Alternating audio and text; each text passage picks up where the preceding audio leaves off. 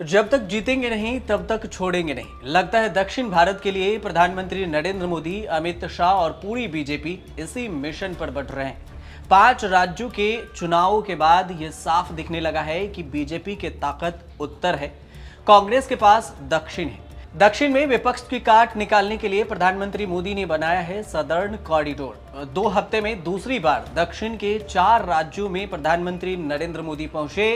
नए साल पर 2 जनवरी को तमिलनाडु में थे, 3 जनवरी को केरल के त्रिशूर पहुंचे थे, 14 जनवरी को पोंगल दिल्ली में और तमिलनाडु के बीजेपी नेता और केंद्रीय मंत्री मुरुगल के घर पर मनाया। एक बार फिर आंध्र प्रदेश होते हुए 2 हफ्ते में दूसरी बार केरल में प्रधानमंत्री नरेंद्र मोदी होंगे।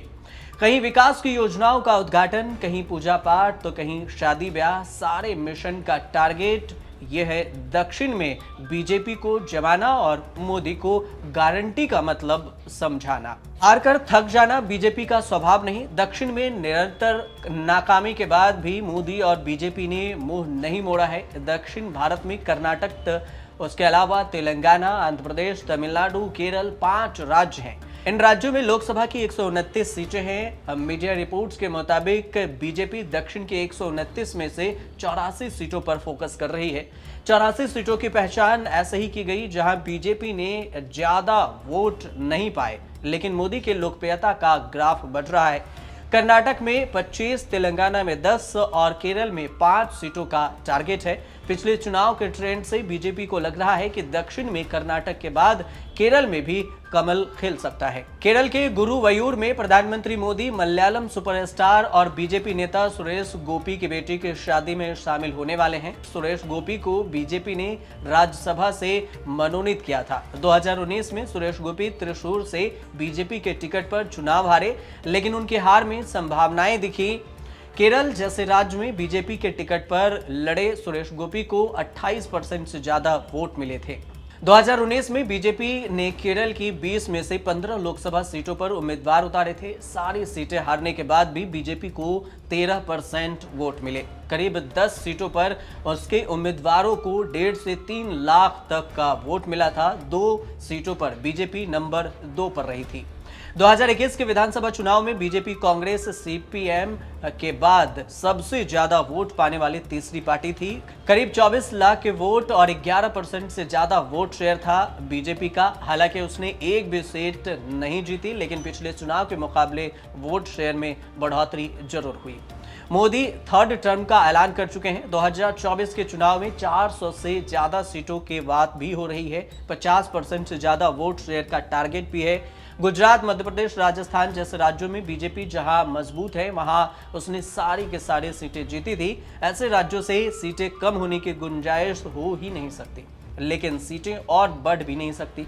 दक्षिण की 129 सीटों के बगैर 400 का टारगेट आसान नहीं होने वाला। 2019 के लोकसभा चुनाव में कांग्रेस को सबसे ज्यादा सीटें 27 दक्षिण के राज्यों से ही मिली थी। बीजेपी को 29 सीटें मिली थी, लेकिन अकेले कर्नाटक से 25 सीटें, तेलंगाना से 4 सीटें मिली थी। प्रचंड मोदी की लहर के बाद भी बीजेपी का केरल, तमिलनाडु, आंध्र प्रदेश में खाता भी नहीं खुला था। 73 सीटें डीएमके, वाईएसआरसीपी, बीआरएस जैसे रीजनल पार्टियों ने निकाल ली थी। बीजेपी की चिंता यह है कि जो 29 सीटें कर्नाटक और तेलंगाना से निकली थी, वहां के विधानसभा चुनाव में जीत कांग्रेस की हुई है।